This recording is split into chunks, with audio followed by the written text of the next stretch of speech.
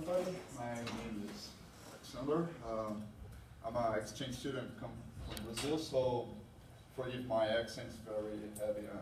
If you don't understand anything, please raise your hand and ask, oh, I can understand. Sorry, let's go. You're doing great. Seriously, don't worry, you're very My understanding. talks, we're going to talk about. First, bad example, it was covered last year, the same presentations about the vaccine revolt episode in Brazil, what really happened. Then I'm going to talk about the polio eradication in Brazil, the friendly campaigns about vaccination and the results. Polio outbreaks are happening right now in Pakistan, what happened there, and maybe what we learned from what happened in Brazil could be applied in Pakistan. So, what was the vaccine revolt? So it was beginning of the century. There was a new government, and they were going through a lot of changes in the country and culture too. They wanted to reconstruct the Rio de Janeiro. It was the capital by the time from Brazil, and they needed to remove a lot of poor people from the central regions of the city, and that started a lot of things that people didn't like. Like, of course, they had their house destroyed. But also, there was a new public health director from that city and from the country too.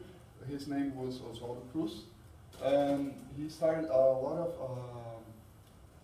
of campaigns to finish eradicate of diseases such as yellow fever and bubonic plague. For example, we're going to talk here. It was not the campaign. The way he used to eradicate those diseases in the city was against public will. I mean, the massive public, or the poor people. For example, for yellow fever, the public health agents, they go inside people's house without their consent and spray gas to kill the mosquito that was the vector, using based on sulfur gas. So it was very smelly, and people really didn't like that. So in general, the population was not happy at all. They had their houses destroyed, their relatives' houses destroyed. They had people going inside their house and spraying smelly gas. The next step for the campaign to eradicate disease was about taking out the smallpox. It was obligatory vaccination. So instead of asking people, oh, please can I get in your house, or can you come to vaccination posts and we're going to apply you the vaccine, now they simply went there to poor regions and they would vaccine people. But as you know, we didn't have a pistol vaccine or like a syringe. For that time, they use a needle, and they would poke your arm against your arm. Normally, that's not a good thing because that hurts, that bleeds. It also caused some infection because the public health wasn't that good at that time, principally among poor people. So those images I'm going to show you here are from public journals, public magazines, and it reflects how the population saw the obligatory vaccination. As you can see here, it's imperative forcing the needle against the public. The next year is like people being poked in their arms, so as you can see, with a lot of blood and people crying. The next one is like almost a picture of people holding down somebody, the medic or the public agent poking his arm and bleeding. So people in general everybody was not happy at all with this kind of, that led to the vaccine revolt. As you can see, here is the caricature of Oswaldo Cruz's face. You can see like people using uniform, going with needles, the poor people fighting against them. But it was not only like this, it was really a big fight with people going to the streets and fighting against police and everybody else. So the revolt lasted for 8 days.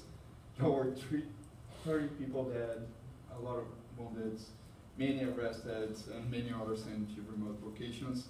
That made the government to change their mind, and vaccination was no longer obligatory, but to keep people vaccinated and finish with eradicate smallpox. They changed their way to persuade people go and seek for vaccinations. It was required to registration to travel, marry, starting the war. So for yellow fever, I have those data. You can see that through the years they managed to stop yellow fever in Rio de Janeiro. Smallpox, at least in the city of Rio de Janeiro, was eradicated in a few years after the vaccination. It was like, it worked, but a lot of people died, many were arrested, it was unnecessary. All this conflict was unnecessary. So we're going to talk here about what happened in the later years in Brazil. So there was a new program for vaccination, starting integrating all the country, not only by states. And here we have the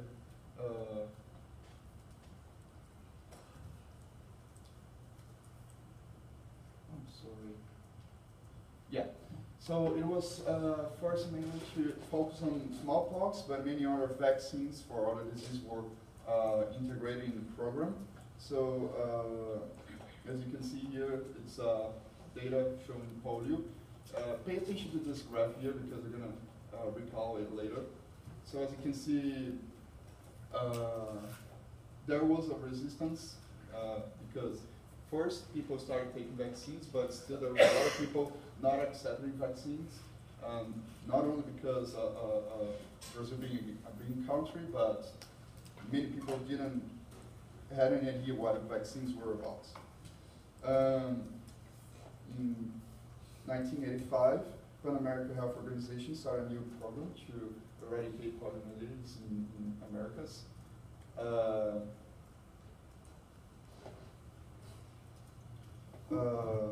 So Brazil government, instead of forcing people, of course, they try to create a new approach to solve this problem and make people go and seek for vaccination. They approached friendly and informative vaccine program, such as Renata showed us about music and songs being something to make people get information. Then in this program they used visual information. They created a new culture. As it says over there, it was created to correlate the 2 drops from OPV and one character started walking. That's because polio was mainly related to people not being able to walk and legs paralysis. So a lot of informative campaigns started in schools, telling people what they were about. There were a lot of TV propaganda, a lot of during commercials. There was always the image of Mr. Droplet, or I call Zegotinho in Brazil, was always present. So it's funny because everybody in Brazil knows about this character. And as you can see, yeah, a lot of people, they go, yeah, I remember when I was little, there were people dressed as Mr. Droplet going to schools.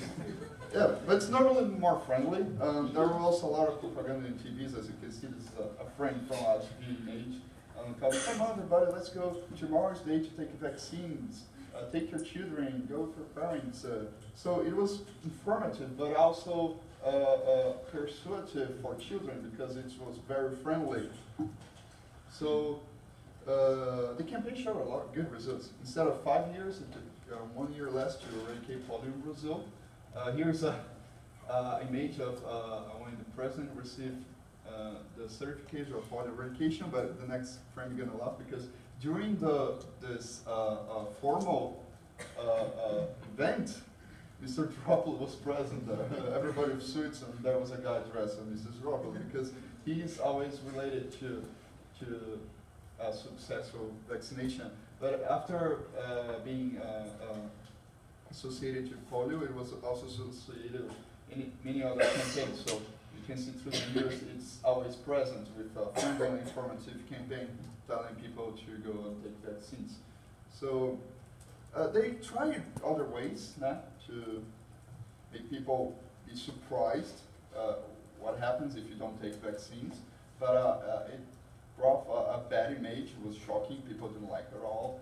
And as I can, I tried to search for images, even the video showing that people using wheelchairs and public generation didn't like it at all because it also brought a negative image for disabled people. So they brought back Mr. Garoppolo.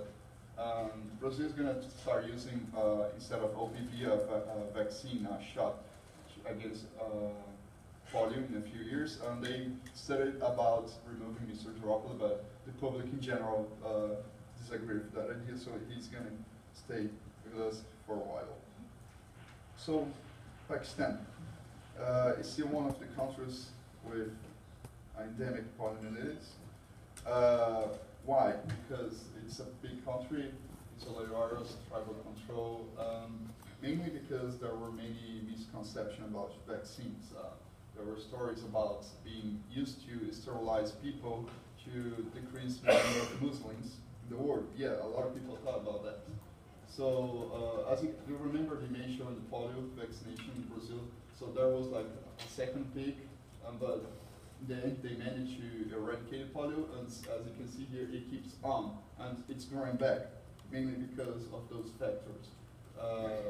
Here's a quote from one of those, the second article here, because there's a lot of misconception, people are not aware how important vaccination is. There's a lot of wrong ideas being spread, because the only way for many people to get information about vaccines or news from the world are from mosques announcements during when the Muslims, they have to pray. They also say a few announcements through the mosques, and they spread wrong information. So there was also this case during the CIA investigation to find Osama bin Laden location, they used a fake vaccination post. The medic responsible for that fake vaccination was arrested for working with the American intelligence, and that brought even worse image for vaccination campaigns in that country. So as you can see, in 1 year it was enough to make the cases of new polio among children to rise. Even worse there, because of the presence of extremist organizations, they are attacking people responsible for vaccination. So what we can expect in a few years, polio cases may increase in Pakistan. So in conclusion, population must be aware of the importance of vaccines. It's not like forcing them to take vaccines. People must know what they're taking, what they're going to make to them. Even side effects, they must know what's very important. We saw the difference between a friendly approach and a forceful approach. You get bad results, and as we could see in Brazil, they managed to eradicate polio with a more friendly image of vaccines. Those campaigns, they must include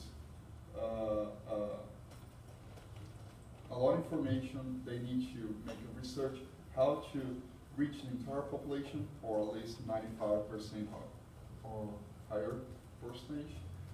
They must know cultural background, maybe use of a slogan, I don't know, or such as image of Mr. Garoppolo, or even songs, or any way to touch people's hearts and minds.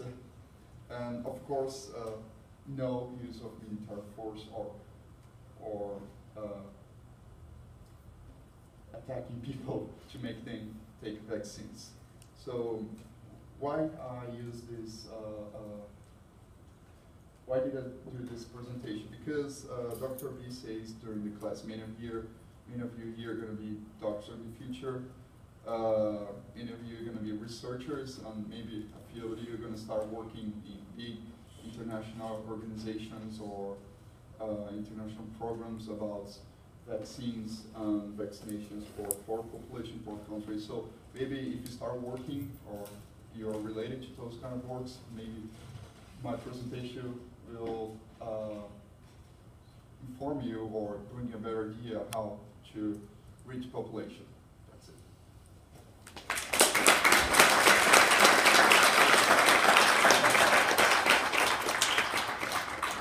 Questions for Alexander? So, so Mr. Droplet is popular. Yes, very popular. Everybody knows about it. It's amazing. So, have they had to sort of, you know, because they've now sort of are now using him as a way to promote vaccines that are not given orally, Yeah. have they had to sort of change any part of how they present him to the public? Like, does he carry around a needle or something? Yeah, actually, there is a commercial I saw. It was presented on TV. He was like a sheriff in a western city, in the old western city, and he was using needles as guns and was shooting. Yeah, it was fun, but it's to reach the kids and to reach young people.